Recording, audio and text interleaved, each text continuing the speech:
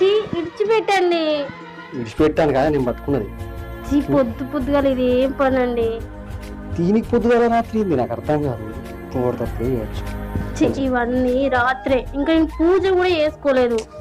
నేను అప్పుడు గట్లే చేసిన చాలా. ఇవన్నీ రాత్రే ఇగో ప్లీజ్. భాను ఉన్నావురా బిడ్డ? ఏమైనా పెద్దవా ఇట్లా వచ్చినావు? కూర్చో.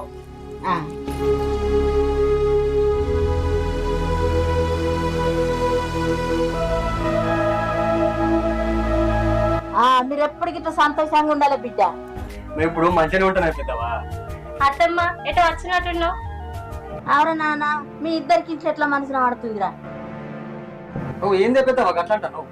మరి లేకపోతే ఏందిరా, నీ తోటి లగ్గమైన వాళ్ళకి